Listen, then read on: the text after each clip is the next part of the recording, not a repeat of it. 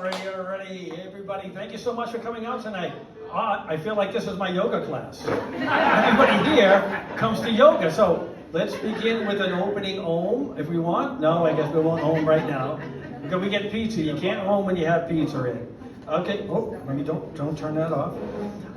Again, for the folks way in the back who are way back there, come on down and see some comedy. Hear some comedy? Come on in.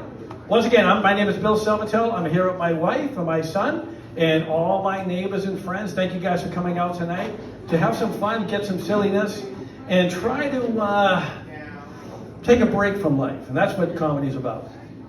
But I want to first begin with saying, coming down here has been an adjustment. I've said this before. Being a Bostonian is really a challenge to come down here. It's not so much the language, it's eating the food. Now, I don't know pig's knuckles, pig's ears, pig's asses. People eat chitterlings or something. I don't know what any of that food is, and I'll never eat it. And I can appreciate that type of food because that's what folks down south eat. But for me, being a Bostonian, and how many Bostonians do we have here tonight? John, thank you. And John's here. Oh, you're from Boston too? Well, Western Mass. Oh, that doesn't count. Oh, no. All right. He's down the Mass Pike. He's down the pike? That's right. That's okay. You grew up in Brighton? Right? You grew up in Brighton? No, I grew up in Sharon. Oh, Sharon. I dated her for a while. That's okay. But anyways, thank you for coming out tonight. And again, the food down here. So we have this way of eating up in Massachusetts, especially Boston. Now, being a Catholic, up in Boston, every Friday during Lent, you have to have fish. That's a rule.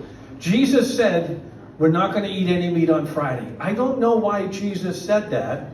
Or could have been Moses. I don't know. Someone said you can't eat meat on Friday. I think it has something to do with the mafia. Something about fish. So we can't eat meat on Friday during Lent. But on Saturdays, now this is a staple of Boston living. On Saturday evenings, you would have baked beans. Now, not Bush's baked beans. You have B&M baked beans. Am I right, John? Exactly. Thank you. With Now, brown sugar. of course, with brown sugar, that's the only way they come in. Now, I got some props with me tonight to show you that these are really things.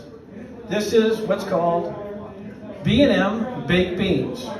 These are the best baked beans you'll find.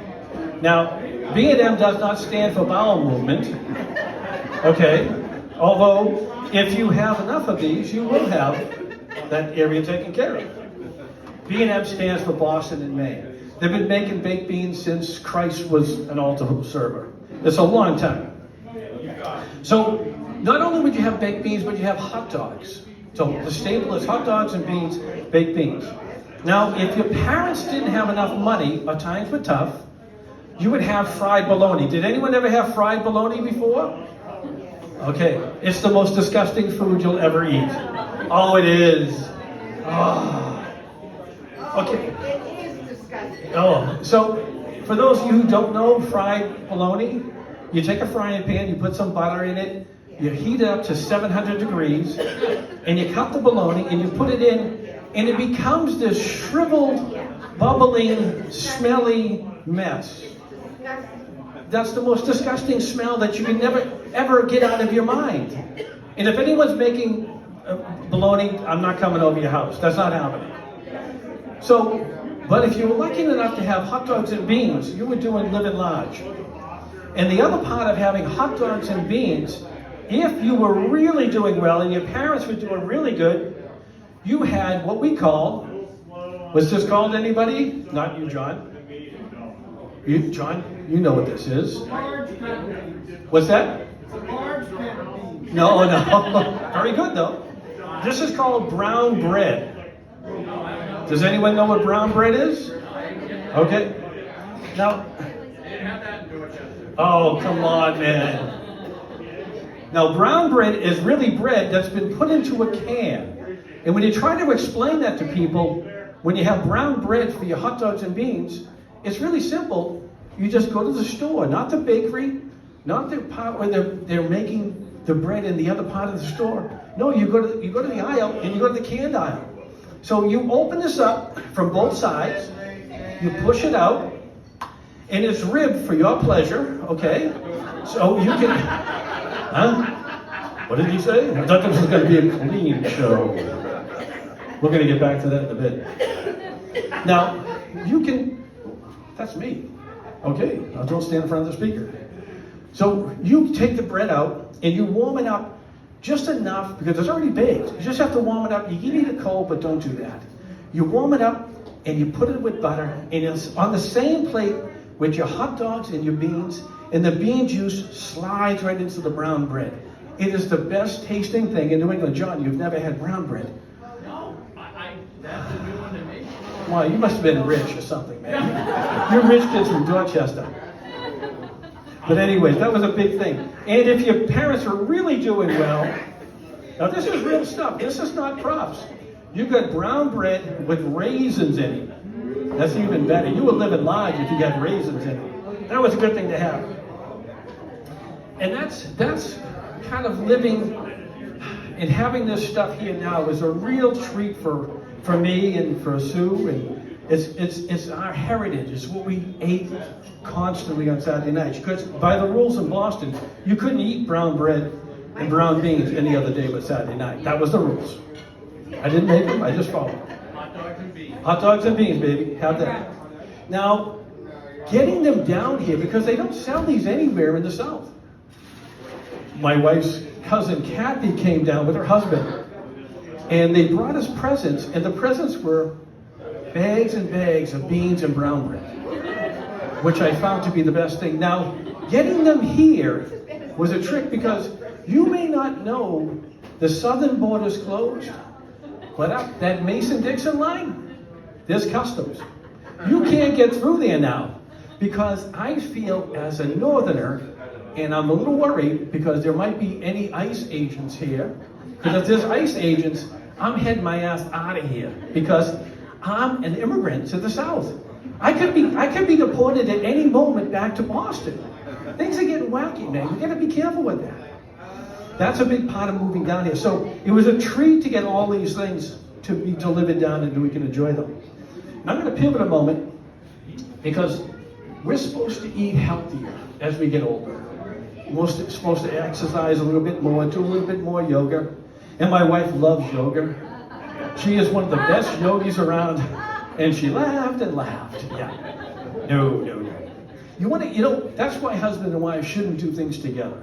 Because a lot of times when I try to say to her, listen, let's do some yoga practice, she says the most ungodliest words in the back of the class. Oh my God, I'm embarrassed. It's scary. So she no longer comes to join in, but that's okay. But getting back to getting healthy, trying to get healthy. And years ago, when we were younger, you go to the doctor once a year. You go to the doctor every 6 months as you get middle-aged. Now that you get into your 50s, 60s, and beyond, you start to go to the doctor almost every other day. Because shit is breaking down everywhere. Your back, your hip, your shoulder. So I go to the doctor just for a checkup. Okay. And I make the mistake of bringing my wife with me. That's always a bad idea. Never bring your wife to the doctors.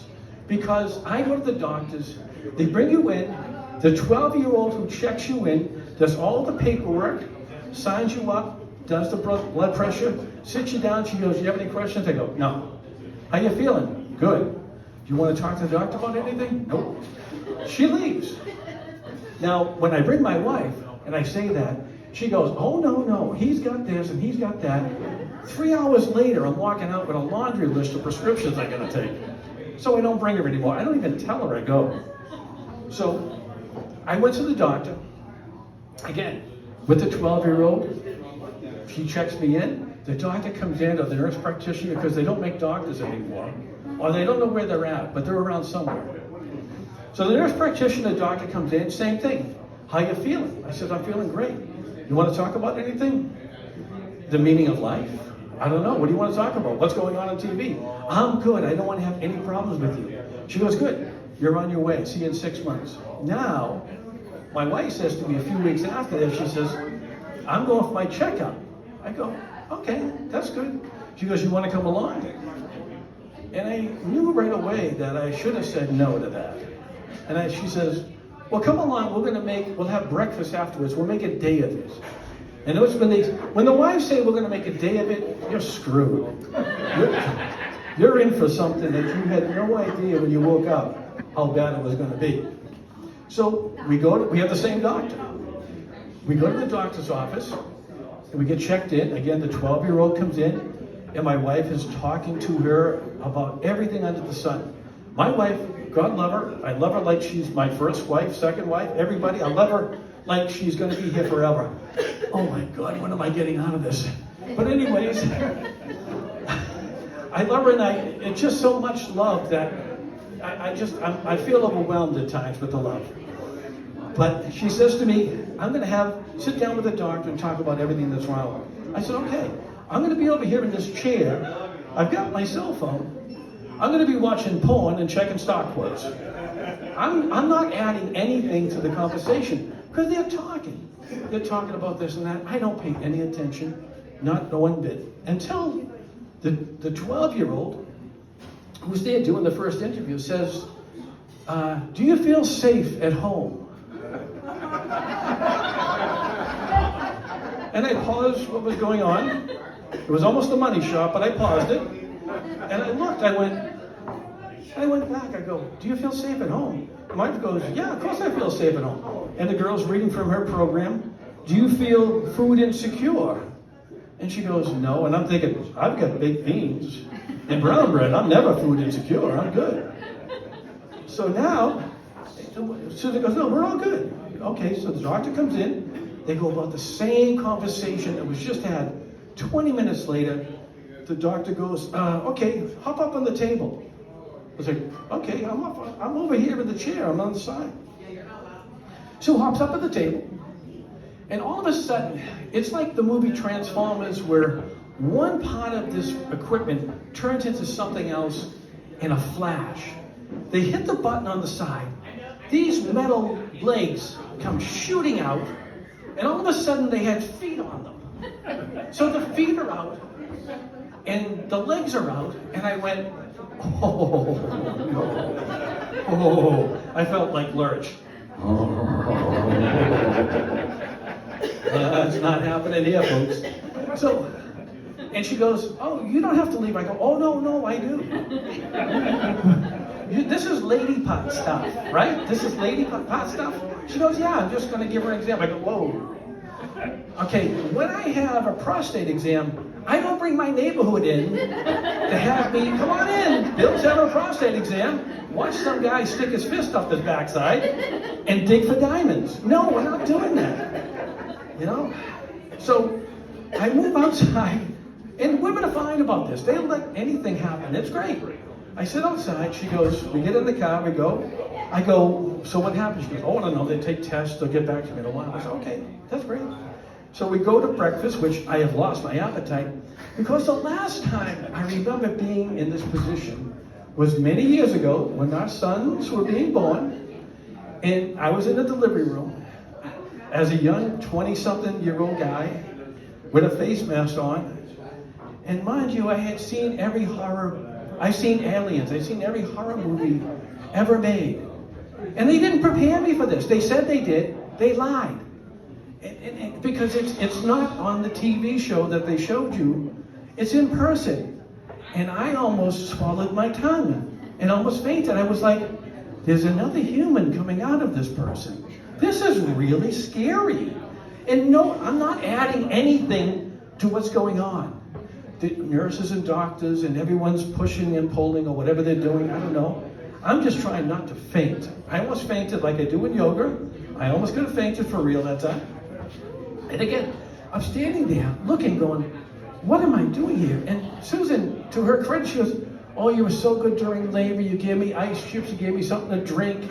You rubbed my back. I go, that's how you got in this position. Because I was nice to you. I was giving you stuff. That's why you're here with your legs up in the ceiling. It was a challenge. And I was scared. I've been scarred ever since for life. Not as scarred as that smell of bologna, fried bologna. Now that's a scarring issue. So I'm going to move on because when we got to having the CVS tell us that there'll be a prescription, because they send it magically through their phones, and it goes to CVS. It's like, okay, we have our breakfast. I send Sue home. She's going to do her quilting. I'm going to go out and wander around. I go to CVS. Ding, says on my phone, oh, your prescription's ready. Great. I love that. So I get into the CVS in Indian Land. 700 old people. My God Almighty. We're right behind like Death Warmed Over. That's Death's waiting room right there. So anyways, all these old people are in line. I know I'm old too.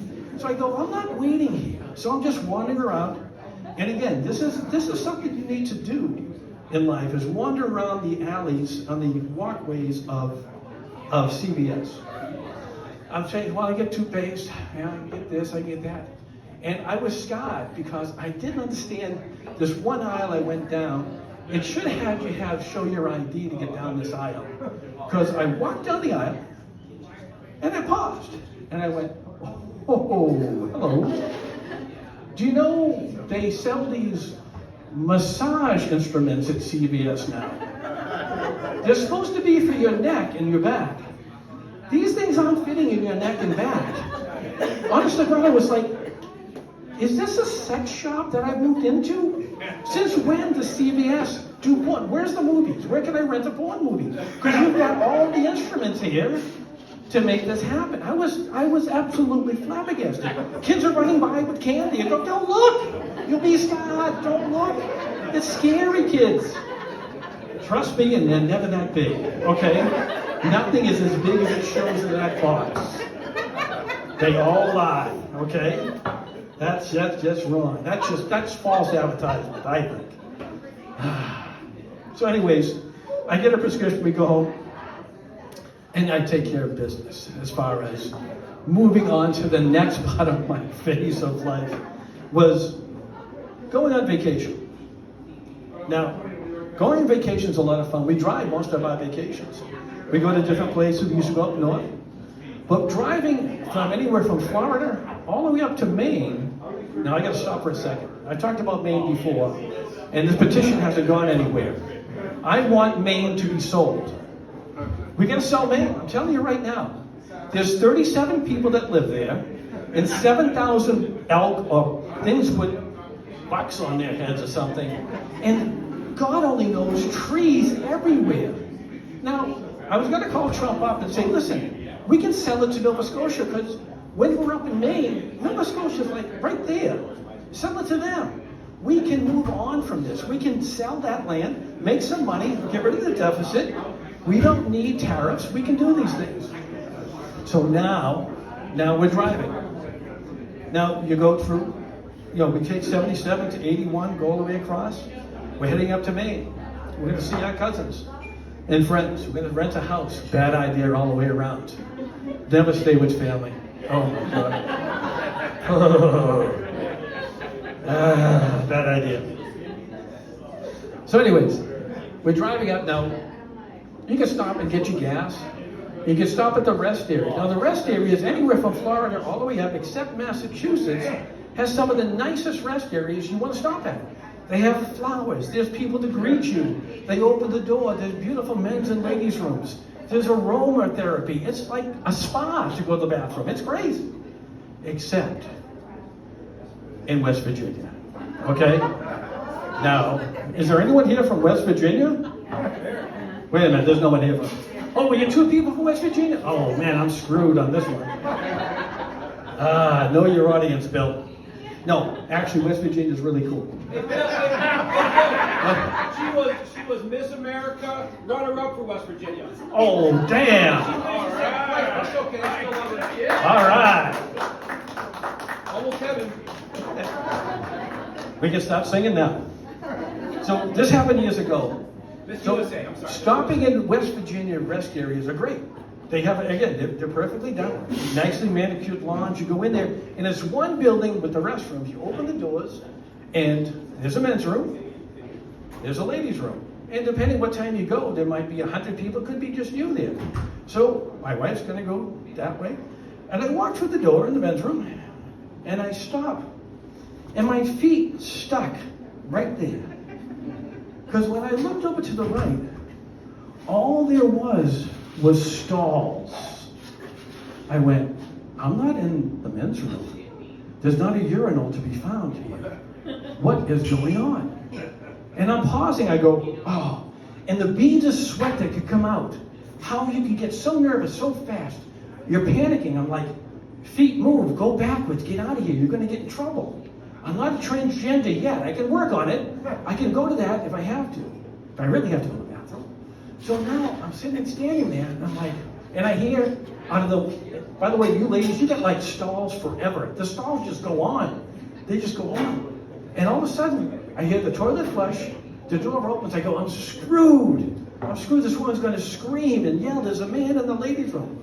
No, some big dude comes out, walks out, goes over to the sink, and I gotta stop for a second.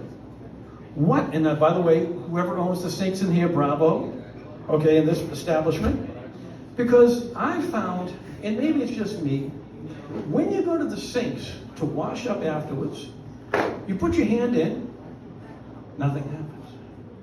You put it here, it's like the hokey pokey. You put your hand in here, you put your hand in, and nothing, there's no water coming out. So then you go side to side.